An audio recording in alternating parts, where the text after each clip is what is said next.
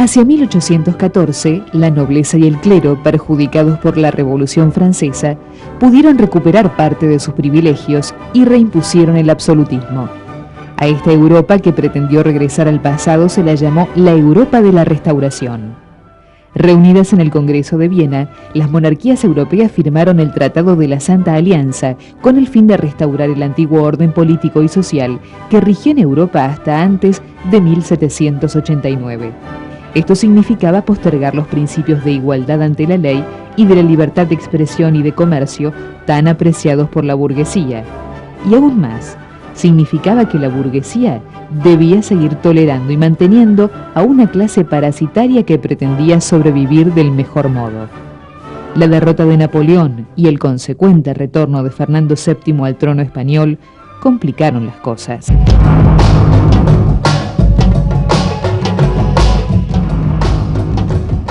El primer mensaje de Fernando VII a los revolucionarios americanos fue contundente. América era una colonia española y las juntas que gobernaban en su nombre habían caducado. Ante la grave situación sumada a las sucesivas derrotas del Ejército del Norte, la Asamblea dominada por Alvear resolvió en enero de 1814 crear un poder ejecutivo unipersonal, designando para el cargo a su tío, Gervasio Antonio de Posadas, como primer director supremo en enero de 1814. Posadas, con el apoyo de la Asamblea, tomó una serie de medidas.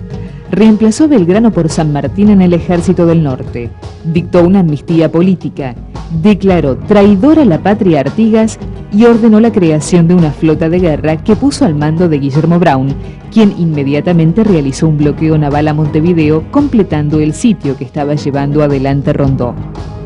En poco tiempo, Alvear consiguió que lo nombraran al frente del sitio y al caer la capital oriental, se llevó todos los laureles del triunfo. A fines de 1814, Alvear consiguió que Posadas lo designara al frente del Ejército del Norte en reemplazo de Rondó, quien a su vez había suplantado a San Martín, que pasó a hacerse cargo de la gobernación-intendencia de Cuyo.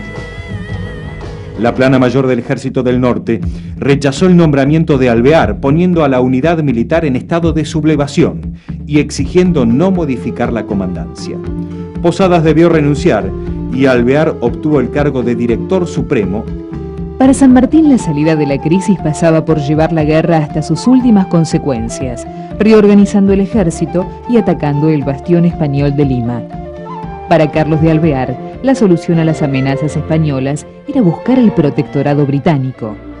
El nuevo director había enviado una misión diplomática a cargo de Manuel José García con el fin de entrevistarse con el embajador británico en Río de Janeiro, Long Stranford, a quien debía ofrecerle la entrega en protectorado de las Provincias Unidas al Reino Unido. Para la mayoría, la actitud de Alvear era una traición a la patria. Así lo entendió Artigas, al que se adhirieron las provincias litorales. La primera manifestación de este descontento fue la negativa del ejército a reprimir a los artiguistas de Santa Fe en 1815. Alvear debió renunciar y la asamblea fue disuelta. Los cuerpos militares impusieron a Álvarez Thomas como nuevo director supremo. Fracasaron todas las tentativas de pactar con Artigas, al tiempo que se conocía la derrota de Rondó en Sipe-Sipe en noviembre de 1815. A partir de entonces, se perdió definitivamente el Alto Perú y la invalorable fuente de recursos económicos del Potosí. Durante el mandato de Álvarez Thomas, se produjo la sanción del Estatuto Provisional de 1815. El estatuto insistió en la centralización y estableció la división de poderes, en tanto que en uno de sus artículos convocaba a la reunión de un Congreso de Diputados para la redacción de una Constitución. La convocatoria despertó un gran interés en las provincias, que concurrieron en su casi totalidad, salvo las que estaban bajo el control de Artigas, Banda Oriental, Corrientes, Entre Ríos y Santa Fe. Las sesiones comenzaron el 24 de marzo de 1816, bajo la presidencia del sanjuanino Francisco Narciso Laprida. El 3 de mayo se eligió director supremo a Juan Martín de Pueyrredón. San Martín, que ejercía el cargo de gobernador intendente de Cuyo y preparaba un ejército para cruzar los Andes, veía con preocupación la demora del Congreso para declarar la anhelada independencia. Le escribía a Godoy Cruz, diputado por Mendoza: ¿Hasta cuándo esperamos declarar nuestra independencia? ¿No le parece a usted una cosa bien ridícula acuñar moneda, tener el pabellón y cucarda nacional y por último hacer la guerra al soberano de quien en el día se cree dependemos? ¿Qué nos falta más que decirlo? Por otra parte, ¿qué relaciones podremos emprender cuando estamos a pupilo? Ánimo que para los hombres de coraje se han hecho las empresas. En realidad ese proyecto del morenismo, a mi juicio, se va a seguir desarrollando a través de la política de San Martín en Cuyo, tratando de expandir la revolución hacia el resto de América Latina, y especialmente va a tomar otro carácter, ya así de movimiento de masas, con la explosión popular comandada por Artigas, que va a desarrollarse desde la banda oriental hacia todo el litoral hasta constituirlo a él en el protector de los pueblos libres. Es decir, como si la Revolución de Mayo se extendiera en dos brazos, hacia el oeste por San Martín, para seguir después a Chile y Perú, y hacia el este por Artigas. Finalmente, el Congreso de Tucumán, para invalidar las vagas esperanzas de los indecisos, declaró el 9 de julio de 1816 que era voluntad unánime e indubitable de estas provincias romper los violentos vínculos que la ligaban a los reyes de España, recuperar los derechos de que fueron despojados e investirse del alto carácter de nación libre e independiente del rey Fernando VII, sus sucesores y metrópoli. Algunos días después, los propios diputados juraron defender la independencia y deliberadamente agregaron en el acta que se opondrían a toda otra dominación extranjera, con lo que se detenían las gestiones en favor de un protectorado inglés. Si hubo unanimidad para la declaración de la independencia, no la hubo en cambio con respecto a la forma de gobierno que adoptarían las Provincias Unidas. La reacción conservadora que había crecido en Europa tras la caída de Napoleón en 1815 estimulaba a los que pensaban en una solución monárquica. Son muchos años, muchas décadas en que el país pasó de un enorme conflicto. Que esto lo diferencia mucho con lo que pasó en Estados Unidos. La independencia fue una cosa muchísimo menos traumática, las instituciones ya existían, tomaron cada uno sus propios roles y no hubo diferencias significativas en lo que era el gobierno colonial y lo que fue después el gobierno republicano. Tampoco pasó en Brasil, donde también la transición fue mucho más suave y mucho menos traumática. El Congreso postergó el problema de la forma de gobierno, mientras se acentuaba la tensión interna entre el gobierno de Buenos Aires y las provincias del litoral, alineadas tras la política federalista de Artigas. La situación se había agravado con la invasión de la banda oriental por los portugueses, promovida desde Buenos Aires, frente a la cual Artigas combatía solo, con los pobres recursos de los paisanos que lo seguían. Los odios se extremaban y la unidad del país peligraba cada vez más.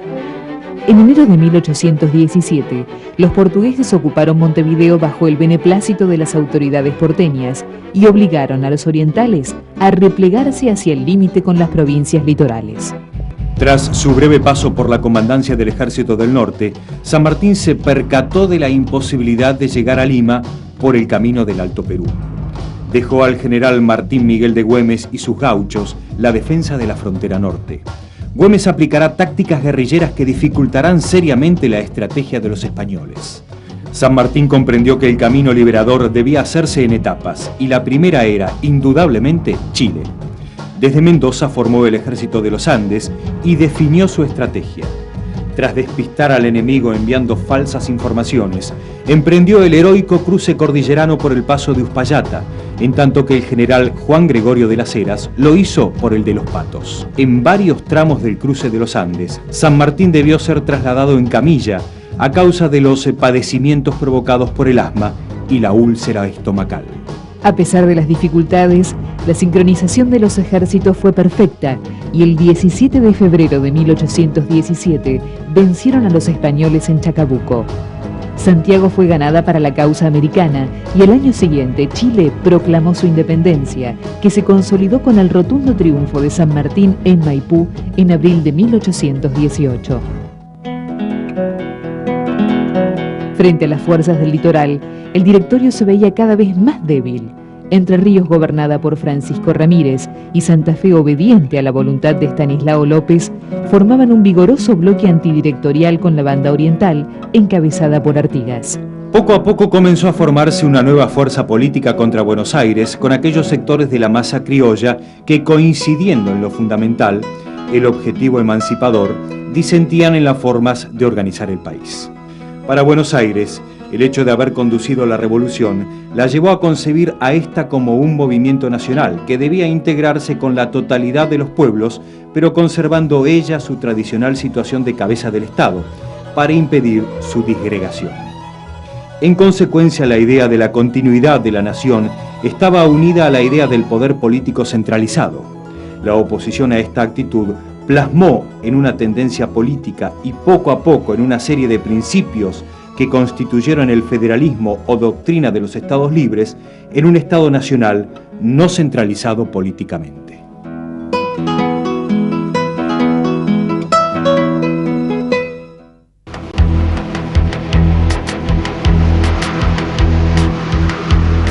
En íntima relación con el surgimiento del federalismo se asocia la figura de los caudillos, cuyo liderazgo reemplazó en diversas regiones al poder colonial cuando éste entró en crisis.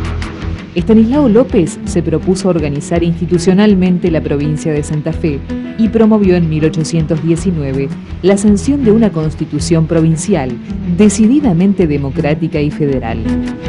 Ese mismo año, el Congreso Nacional, que sesionaba en Buenos Aires, había sancionado una Carta Constitucional para las Provincias Unidas, inspirada por principios aristocráticos y centralistas.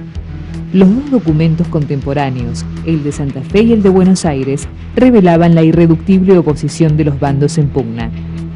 Después del rechazo de la Constitución de 1819, las provincias vieron cada vez con más claridad que la cuestión constitucional era un problema tanto económico como político, y que mientras el gobierno central siguiera bajo la influencia de Buenos Aires, los postulados económicos del interior serían muy probablemente desatendidos. Quizás la forma más usual es decir que los unitarios eran los porteños y los federales eran los hombres del interior.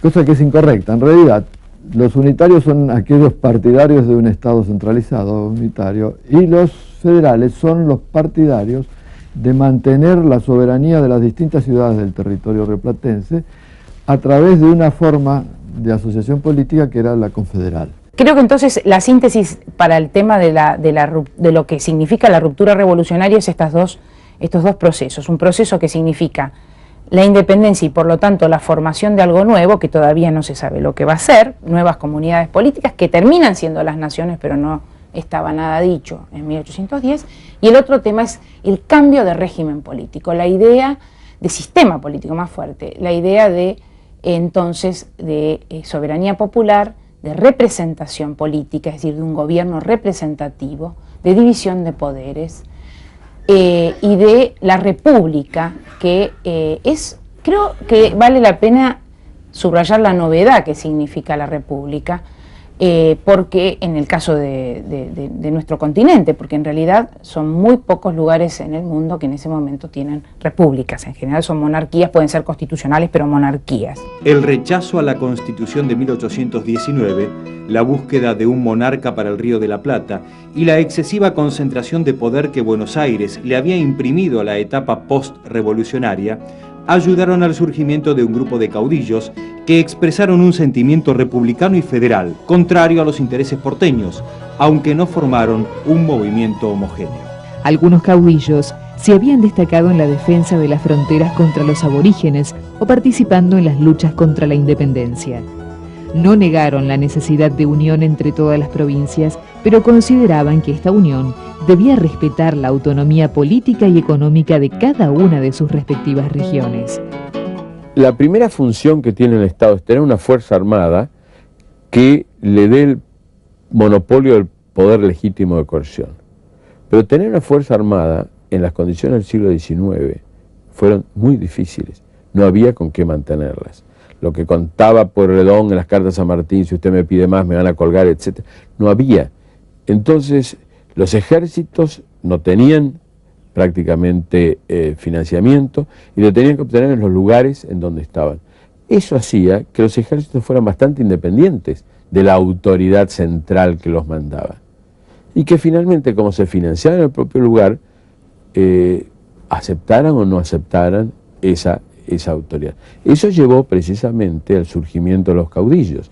Es decir, era muy difícil mantener una fuerza armada en lugares tan distantes y sostenerla financieramente. Pero para el dueño de haciendas podía armar rápidamente un pequeño ejército privado con costos muy bajos, porque tenía los insumos necesarios, tenía caballos, no tenía hombres. La crisis no se hizo esperar. Las tropas entrerrianas y santafesinas se dirigieron hacia Buenos Aires en octubre de 1819 y el directorio no vaciló en solicitar la ayuda del general Lecor, jefe de las tropas portuguesas que ocupaban Montevideo. Esta actitud porteña agravó la situación. El ejército del norte, que era el único con que aparentemente contaba el directorio, recibió la orden de bajar apresuradamente hacia el sur, pero al llegar a la posta de Arequito, se sublevó a instancias del general Bustos, que se preparaba para apartar a la provincia de Córdoba de la obediencia de Buenos Aires. El director Rondó recurrió a la movilización de las milicias y se enfrentó en la cañada de Cepeda con las tropas del litoral en febrero de 1820. Su derrota fue definitiva. Los vencedores de Cepeda, López y Ramírez, exigieron la desaparición del poder central, la disolución del Congreso y la plena autonomía de las provincias. Bustos acababa de asegurársela a Córdoba. Ibarra lo imitó en Santiago del Estero. Araos en Tucumán. Ante los hechos consumados, el director Rondó renunció. También Buenos Aires se constituyó como provincia independiente y su primer gobernador, Zarratea, firmó el 23 de febrero de 1820 con los jefes triunfantes el Tratado de Pilar, en el que se admitía la necesidad de organizar un nuevo gobierno central, caducando el que hasta entonces existía en Buenos Aires. Buenos Aires, con su aduana celosamente conservada, con su situación privilegiada que la acerca como a ninguna otra región al mundo exterior, estaba decidida a volcar todos sus esfuerzos al fortalecimiento interno y al propio progreso. Los sectores económicamente dominantes estaban en favor de una pacificación que no entorpeciera las actividades ganaderas y comerciales. Con el apoyo del hacendado Juan Manuel de Rosas y sus Colorados del Monte, eligen al antiguo directorial Martín Rodríguez como gobernador provisorio en septiembre de 1820. Después de consolidar la independencia de Chile, San Martín encaró la etapa decisiva de su plan continental, terminar con el centro de poder español en Lima.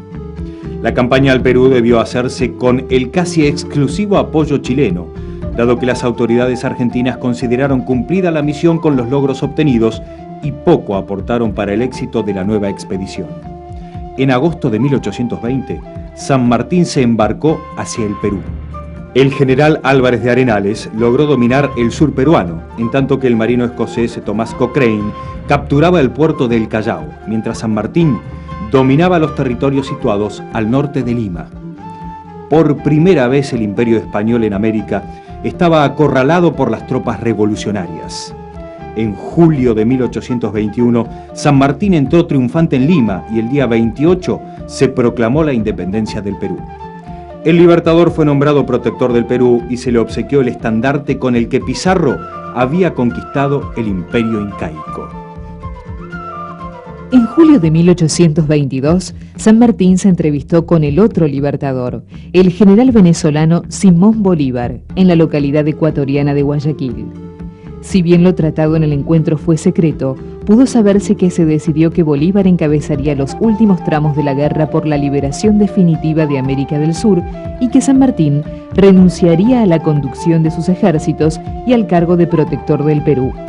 El libertador argentino comenzó su viaje con destino al exilio en Europa, desde donde trató de conseguir el reconocimiento de la independencia para las nuevas repúblicas americanas. Se sucedieron los triunfos de Junín y Ayacucho, 1824, este último a cargo del general José Antonio Sucre, con lo que se consiguió la liberación absoluta del dominio español. En Buenos Aires, Martín Rodríguez pone fin a una etapa que, aunque breve, fue tal vez la más turbulenta por la que atravesara la provincia. El peso de los sectores altos rurales ha comenzado a gravitar en Buenos Aires y si la paz no se consigue por la fuerza de las armas, se la compra. La etapa en la que es gobernador Martín Rodríguez, Rivadavia es ministro de Gobierno y García es ministro de Relaciones Exteriores, es un periodo exitoso por donde se lo mire, ¿no? Desde el punto de vista de lo que ellos querían hacer, me refiero, ¿no es cierto? No estoy diciendo que sea bueno o malo para otra cosa, ¿no? Pero desde el punto de vista de lo que querían hacer les salió muy bien porque lograron institucionalizar la provincia, lograron bajar enormemente el tono de la discrepancia interna, de la lucha facciosa, lograron equilibrar el presupuesto y lograron impulsar desde el Estado un proceso de crecimiento económico que se sostuvo a lo largo de varias décadas y cuyos bases fueron puestas en la época del gobierno de Martín Rodríguez, concretamente el avance de la frontera, la constitución de la nueva grupo de terratenientes, la solución de los problemas de la mano de obra a través del disciplinamiento de la mano de obra, etcétera. Por iniciativa de Rivadavia, el gobierno contrata un empréstito con la firma inglesa Baring Brothers en 1824 por 1 millón de libras con el objetivo de crear pueblos en la frontera con el Indio, fundar un banco, construir una red de agua y un puerto. Todas las tierras públicas de la provincia quedaron hipotecadas como garantía del empréstito. Se decidió entonces aplicar el sistema de enfiteusis, por el cual los productores rurales podrían ocupar y hacer producir las tierras públicas no como propietarios, sino como arrendatarios. El monto del canon que debían pagar al Estado lo fijaban los mismos arrendatarios, de manera que terminó siendo insignificante. La enfiteusis, por su parte, tampoco contribuyó a crear una clase de medianos productores rurales, puesto que los grandes propietarios aprovecharon el sistema para acaparar enormes extensiones de tierra con el desembolso mínimo que permitía la ley. El dinero del empréstito, por diversas circunstancias, no se destinó a la construcción de obras públicas como había sido previsto, diluyéndose en gastos improductivos, y sus intereses costaron al país una suma varias veces superior al monto recibido. Se terminó de pagar en 1904. Al mismo tiempo, el tratado impuesto por Inglaterra como requisito previo para el reconocimiento de nuestra independencia en 1825 sellará el destino del país como nación dependiente de una nueva metrópoli que le asignó un papel inamovible en la división del trabajo que imponía al mundo, el de simple productor de materias primas y comprador de manufacturas. Esta es una economía agraria, capitalista, pero que en el siglo XIX tiene como destinatario principal el mercado exterior. Y esto también da un tinte diferente a nuestro capitalismo, porque es un capitalismo cuyo consumidor está afuera. A partir de 1815, en Buenos Aires ya imperan el poder de los sectores de una burguesía comercial estrechamente ligada a los ingleses, que va a desarrollar su programa con el gobierno de Rivadavia a partir de 1800, en la década del 20, a través de la apertura comercial, las inversiones inglesas, el Banco Nacional, el Banco de Descuento, el empréstito Baring Brothers, y en general una política que desde el punto de vista económico y cultural expresaba la idea de que era necesario que estos países se incorporasen subordinándose a Europa, es decir, no que tomasen el progreso tecnológico y científico de Europa para incorporarlo a América y desarrollarlo según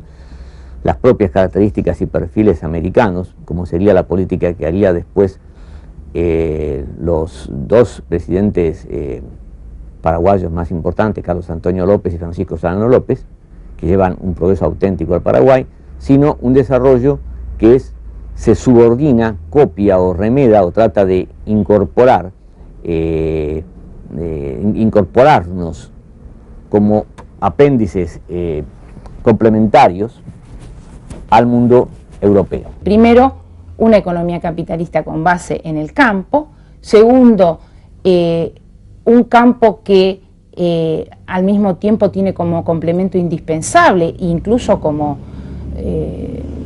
complemento indispensable el sector comercial y financiero para la exportación, y por lo tanto también visto de lejos, la definición, la percepción de un sector dominante en la cúpula de la economía argentina que controla los sectores de exportación más poderosos, tanto productivos como de exportación.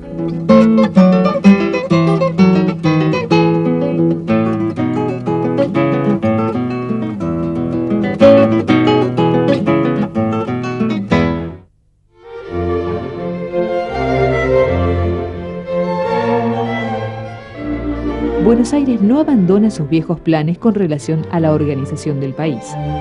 Ya a partir de 1823, la provincia ha comenzado a tender los hilos para reunir un nuevo Congreso cuyo cometido debía ser, fundamentalmente, el de dar una constitución al país que permitiera su organización.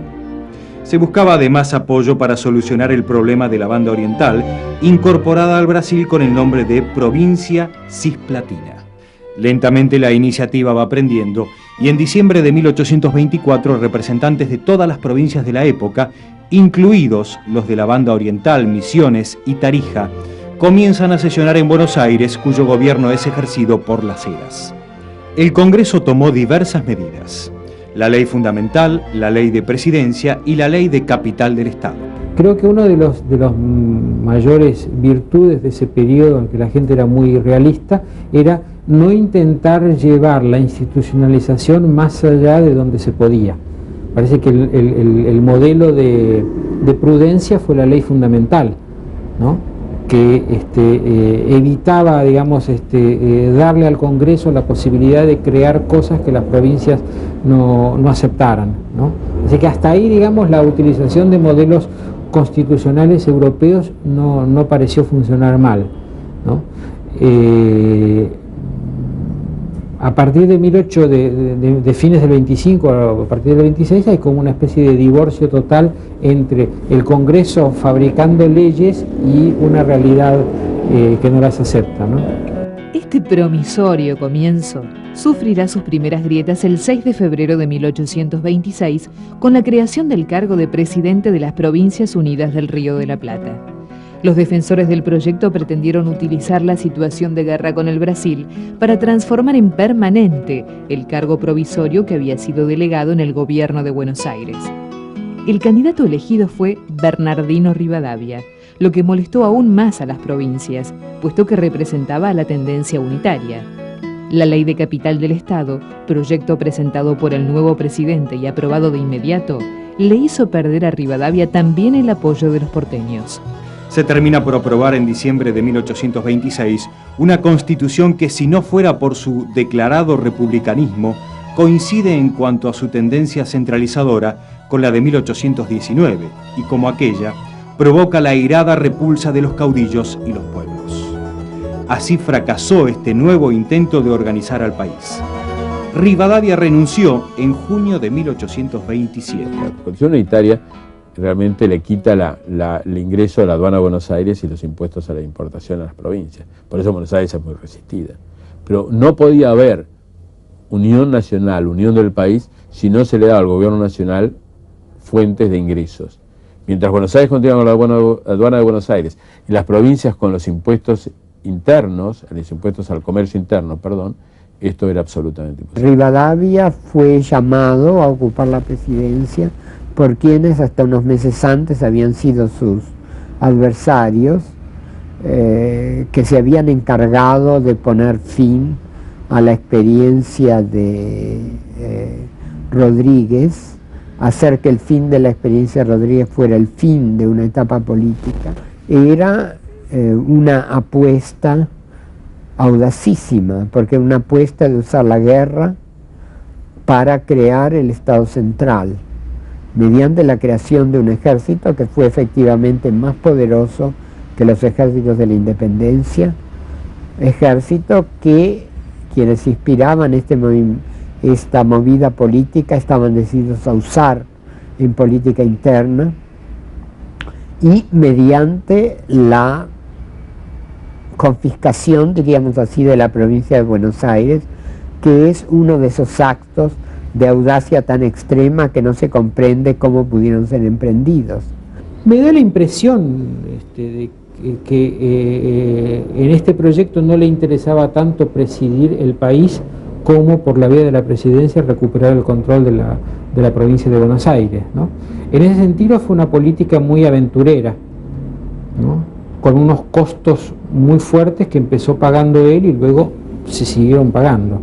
El precio de la derrota hubieran debido adivinar que sería necesariamente terrible, porque habían desafiado a los sectores sociales más poderosos del país y habían desafiado, por otra parte, una serie de tradiciones que no solo esos sectores sociales veían con orgullo y con las que se identificaban apasionadamente en Buenos Aires. De tal manera que creo que esa fue una de las razones por las cuales ese proyecto, que así inspirado, no pudo llegar demasiado lejos. Rivadavia había cometido además errores bastante graves, entre otros aceptar formar parte al mismo tiempo que era presidente de la provincia de Unidad del Río de la Plata, aceptar formar parte del directorio de una sociedad de minas, una sociedad mixta con capitales británicos. Esto Dorrego lo denuncia en la legislatura, se acrecienta el malestar contra Rivadavia y Rivadavia renuncia. Ante la desaparición de la provincia de Buenos Aires y sin tener que gobernar, Las Heras renunció de inmediato y los porteños, amenazados en sus intereses, se alinearon en la oposición al presidente. Poco después, el poder nacional quedaba disuelto. El período comprendido entre 1810 y 1828 mostró el intento de Buenos Aires por organizar a la nación en base al control político y económico de las provincias. Con ese propósito, fueron sancionadas las constituciones de 1819 y 1826. La ausencia de un gobierno central a partir de 1820 hizo de los caudillos los auténticos dueños del poder en sus respectivas regiones. Lo primero que llama la atención es que la estructura de dominación se constituye en Argentina sobre la base de un temprano disciplinamiento de las clases subalternas rurales y una difícil solución de las disidencias entre los grupos que aspiraban a ser dominantes. De hecho, las llamadas guerras civiles argentinas son un fuerte enfrentamiento entre grupos dominantes locales, provinciales, en el mejor de los casos regionales, que bregaban por hacerse del centro del poder en una situación que se caracteriza básicamente por, podríamos decir, ningún grupo tiene fuerza suficiente para imponerse sobre los demás, pero todos y cada uno de ellos tiene la fuerza suficiente para impedir que uno de los otros grupos sociales alcance precisamente esa situación de centro del ejercicio del poder. La Junta de Representantes de Buenos Aires eligió gobernador de la provincia al federal Manuel Dorrego y el Congreso le encargó la conducción de las relaciones exteriores y la guerra con el Brasil. Y aparece entonces Dorrego como una figura importante que es la expresión de sectores populares, especialmente de la ciudad y de los alrededores de la ciudad, un hombre de una familia estanciera, pero con un sentido profundamente democrático. A poco de asumir, Dorrego llevó adelante una serie de medidas económicas importantes. Ante la grave situación económica heredada, suspendió el pago de la deuda externa.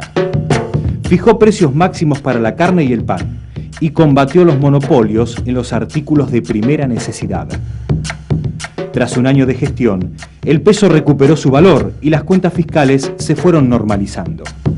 Él intenta, en 1828, concertar finalmente un acuerdo con las provincias, hacer un eje, especialmente con Bustos, el caudillo de Córdoba, e intenta buscar de qué modo es posible organizar el país de una manera que no sea la prepotencia de Buenos Aires, la unidad a palos, como proclamaban Rivadavia y Lavalle, sino que los intereses del interior estén representados y que se logre sancionar una constitución y que esta constitución sea democrática, no tenga los ribetes aristocráticos de la constitución del año 19, por ejemplo, ni la del año 26, que fueron rechazadas por las provincias. Pero a los terratenientes porteños se les preocupaba la prolongación de la guerra con el Brasil y comenzaron a presionar a Dorrego para apurar una paz a cualquier precio. Era dirigente demasiado popular para eso, y además un dirigente convencido de que Buenos Aires tenía una misión que cumplir, que esa misión era ganar la guerra, es decir, mantener la guerra, que en ese momento era una carga muy pesada para la ciudad, así que nada hacía de él una persona muy simpática para los comerciantes, para los ganaderos. Pero la cosa es que en ese momento hay un vacío de poder tal que casi naturalmente le cayó a él la responsabilidad de llevar adelante la guerra y de terminarla. Bueno, es bien sabido, ¿no?, que esta es una especie como de situación de tragedia griega, ¿no? Es decir, él debía terminar la guerra, pero sabía que cuando terminara la guerra, terminaba él también, ¿no es cierto? Así que fue marchando hacia su trágico final sin poder evitarlo, ¿no? Dorrego tuvo que firmar la paz con Brasil, aceptando la mediación inglesa que impuso la independencia de la Banda Oriental. Así nacía la República Oriental del Uruguay en agosto de 1828. La derrota diplomática de la guerra con el Brasil y el descontento de las tropas que regresaban desmoralizadas fueron utilizados como excusa por los unitarios para conspirar contra el gobernador Dorrego.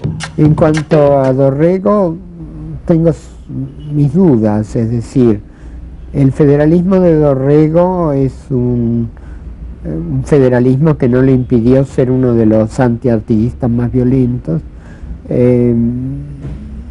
Por otra parte, nunca fue, creo, una alternativa viable, simplemente porque Dorrego no contaba con bases políticas sólidas en otras provincias. Su presencia en el Congreso fue debida a una ligazón más ocasional que la de otras figuras con Ibarra, el gobernador de Santiago del Estero, y en la constelación de nuevos poderes provinciales que surgían en la crisis de la República Rivadaviana, él no contaba en realidad con la confianza de ninguno.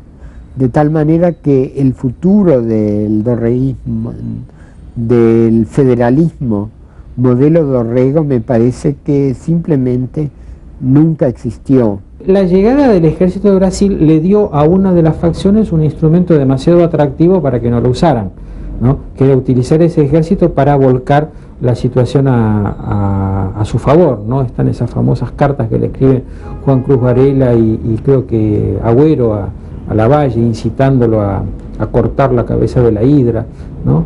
Esa frase tan ingenua de cartas como estas se queman, ¿no? Y se destruyen, ¿no? Cosa que Lavalle no hizo, ¿no? Gracias a eso las conocemos, ¿no? Y con lo cual potenciaron el clima faccioso, es decir, en lugar de cortar la cabeza de la hidra, crearon una cantidad de agravios que llevaron el clima faccioso a un extremo tal que, bueno, que finalmente Rosas es producto de ese clima de exacerbación facciosa. El 1 de diciembre de 1828, un golpe de Estado encabezado por el general Lavalle derrocó a Dorrego, quien morirá fusilado sin juicio previo el 13 de diciembre en Navarro, provincia de Buenos Aires.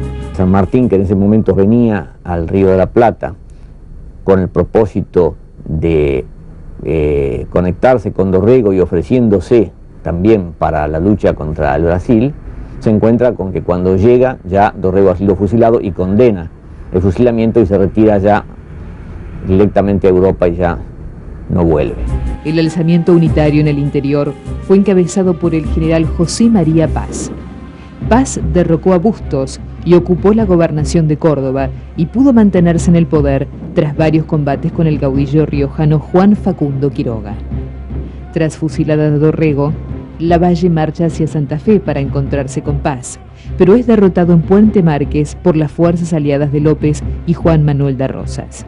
Lavalle firmó con Rosas el Pacto de Cañuelas, que nombró como gobernador interino de Buenos Aires a Viamonte y convocó a una reunión de la Sala de Representantes porteña para elegir el gobernante definitivo.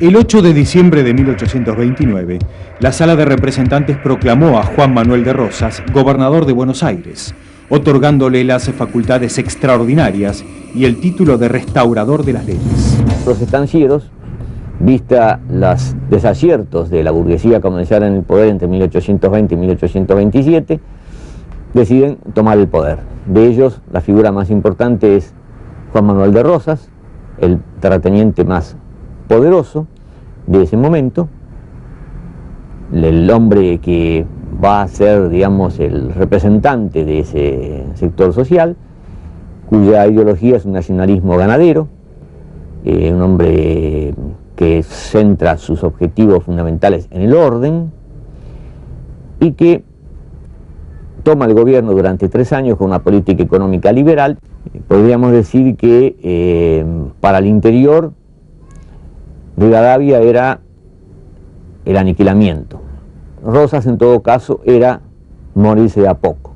De modo que la actitud de Rosas, uno no puede menos de verla como la de un restaurador de los viejos tiempos, y además toda su sensibilidad también estaba en preservar la sociedad tal como era, detener los cambios, bueno, y actitudes extremadamente autoritarias. Rosas llevó a cabo una administración provincial ordenada, recortó los gastos y aumentó los impuestos, superando lentamente el déficit fiscal heredado. Reanudó las relaciones con la Santa Sede, suspendidas desde 1810. Fue el sector terrateniente el que sustentó el liderazgo rosista. La estructura social durante el periodo rosista estuvo basada en la tierra. La gran estancia era la que confería estatus y poder. La estancia, a diferencia de lo que ocurre con la hacienda y con la plantación, es una unidad de producción, una unidad económica de producción basada en el trabajo asalariado libre. Es decir, lo que podríamos decir, la unidad de producción más parecida a relaciones de producción estrictamente capitalistas. Y este punto es importante porque la estancia genera a su vez relaciones de trabajo en su interior que, traducidas en el plano de las relaciones societales, aún sin dejar de ser asimétricas y fundadas en la práctica del patronazgo, la relación patrón-cliente, genera una actitud mucho menos desigual de lo que uno encuentra en las sociedades de hacienda y en las sociedades de plantación. Esta idea de una población gaucha a la que hay que domesticar, que hay que disciplinar, que fue el gran objetivo y el gran éxito sin duda de la política de Rosas, contribuyó a hacer de la campaña rioplatense, de la campaña de Buenos Aires y del litoral, una sociedad mucho menos jerárquica de lo que uno encuentra en el noroeste argentino y, por cierto, en el resto de América Latina. Rosas establece un gobierno que se identifica con la federación, con la Santa Federación, ¿no? Y condena a sus enemigos denominándolos unitarios. Esta es una operación política muy conocida, muy común en la política, que consiste precisamente en decir quién soy yo y englobar la mayor cantidad posible de los que están contra mí bajo un solo rótulo. Y me parece que Rosas es como gobernante muy excepcional en el sentido de que nadie le dice lo que tiene que hacer. La mejor definición de Rosas, me parece, no es la de un federal como quiere cierta versión tradicional casi de sentido común, sino más bien la de un decidido propulsor del predominio de la autonomía de la provincia de Buenos Aires vis a vis el resto de las provincias del antiguo virreinato del Río de la Plata. Acompañaban a Rosas en el poder los grupos dominantes porteños, que no estaban dispuestos a compartir las rentas de la aduana con el resto de las provincias. Al mismo tiempo, Rosas advertía con gran lucidez algo que luego sistematizó temáticamente Alberdi, que la fuente más peligrosa de desórdenes en la Argentina no venía de sus masas, sino de sus élites. Y entonces la movilización facciosa de las masas servía no solo para crear una base de poder unificado en Buenos Aires, sino además para usar las masas como instrumento de disciplinamiento de las élites. El restaurador les garantizaba el orden y la disciplina social necesarios para desarrollar sus actividades económicas. Uno de los puntos es disciplina social interna. disciplina social, ¿no? Que es una cosa que les costó mucho conseguir. Otro de los puntos es que el Estado sea lo suficientemente barato como para que sus costos no incidan demasiado. Otro de los puntos es que no haya luchas facciosas, como para que el Estado embarcado en esas luchas facciosas desatienda sus funciones elementales, ¿no? Rosas gozaba de un gran predicamento entre sectores populares de Buenos Aires y de esta forma aparecía ante los terratenientes de la provincia como el único capaz de contener y encauzar las demandas de las clases bajas. En agosto de 1830, varias provincias del interior conforman la Liga Unitaria bajo el liderazgo del general Paz. En enero de 1831, Buenos Aires, Santa Fe y Entre Ríos firmaron el Pacto Federal, una alianza político-militar para terminar con los unitarios de Paz. Finalmente Paz será derrotado y capturado por López. Rosas, López y Quiroga dominaban la Confederación. Pero el restaurador demostró ser el más poderoso y continuó aislando a Buenos Aires de las otras provincias. Había acuerdos entre Rosas, López y Quiroga, y había acuerdos en quiénes eran sus enemigos. Estos acuerdos les servían para denominarse a los tres federales, pero obviamente tenían ideas muy distintas y de distinta envergadura, ¿no es cierto? Porque Quiroga no tenía grandes ideas sobre la organización nacional, tenía más ideas locales y sentimientos, ¿no? De modo que buscar un programa federal que una de estos tres no es fácil. En 1832, Rosas fue reelecto como gobernador de Buenos Aires. Exigió que se le renovaran las facultades extraordinarias. La Sala de Representantes se opuso y Rosas renunció. Fue electo el general Juan Ramón Balcarce, candidato del restaurador. Entre 1833 y 1834, Rosas emprende la campaña del desierto financiada por la provincia y por los estancieros bonaerenses preocupados por la amenaza indígena sobre sus propiedades. Rosas combinó durante la campaña la conciliación con la represión. Pactó con los Pampas y se enfrentó con los Ranqueles y la confederación liderada por Juan Manuel Calfucurá. Según un informe que Rosas presentó al gobierno de Buenos Aires, a poco de comenzar la campaña, el saldo fue de 3.200 indios muertos, 1.200 prisioneros y se rescataron 1.000 cautivos blancos. El 2 de enero de 1833 se produjo la ocupación británica de las Islas Malvinas, por entonces dependientes de la gobernación de Buenos Aires. El gobierno de Balcarce protestó ante Londres, pero sus reclamos fueron ignorados. Rosas se alejó de la provincia, pero no de los manejos políticos. Su mujer, Encarnación Escurra, era su fiel representante y con el apoyo de la Mazorca conspiró contra los gobiernos de Balcarce, Viamonte y Massa, que se sucedieron durante la ausencia del restaurador.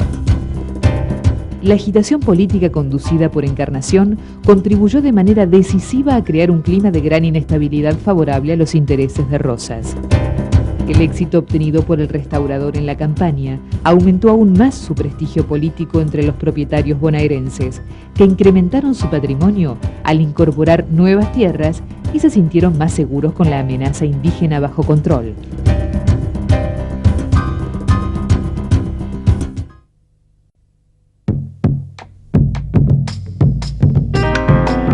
El caudillo riojano Juan Facundo Quiroga residía por entonces en Buenos Aires bajo el amparo de Juan Manuel de Rosas. Quiroga había manifestado al restaurador sus inquietudes sobre la necesidad de convocar a un congreso y organizar constitucionalmente al país. Rosas se opuso argumentando que no estaban dadas las condiciones mínimas para dar semejante paso y consideraba que era imprescindible que previamente cada provincia se organice. A Rosas no se le escapaba que la organización nacional implicaría la pérdida para Buenos Aires del disfrute exclusivo de las rentas aduaneras, entre otros privilegios.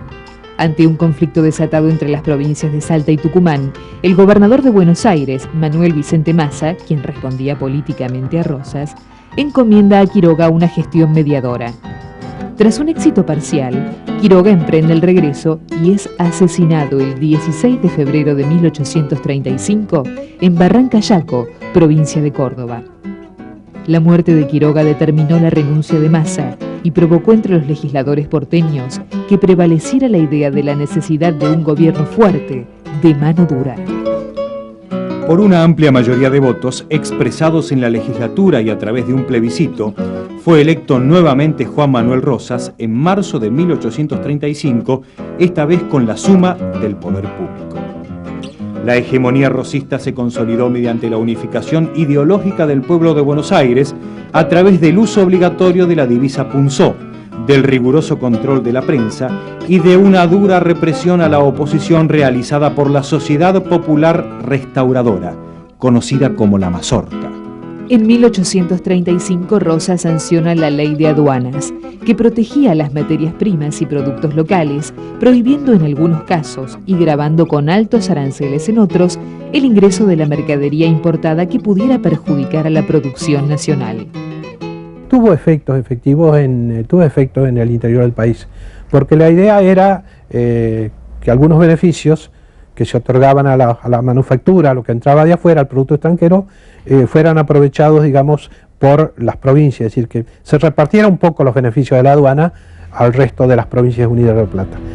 Todo producto argentino destinado al exterior debe pagar su tributo a Buenos Aires, y todo producto extranjero destinado a cualquier parte del país debe pagar también a Buenos Aires. Mediante este procedimiento, Buenos Aires puede estimular cierta actividad económica del interior y boicotear otra, determinando qué mercadería extranjera y de qué países de procedencia podrá consumir el interior. Quedaban en manos de Buenos Aires las llaves para favorecer o empobrecer a determinados grupos sociales de las provincias. En esta segunda gobernación, Rosas favoreció la venta o el otorgamiento de las tierras públicas que pasaron a manos de los grandes ganaderos. Otorgó opción de compra de tierras a los arrendatarios de contratos de enfiteusis, facilitando así el acceso a la propiedad privada tanto al norte como al sur del río Salado. El romanticismo constituyó una expresión cultural, pero también un modo de vida que reaccionó contra el mundo industrial y urbano emergente. Este mundo nuevo, decían los románticos, privaba al hombre de una relación más auténtica con los hombres y la naturaleza.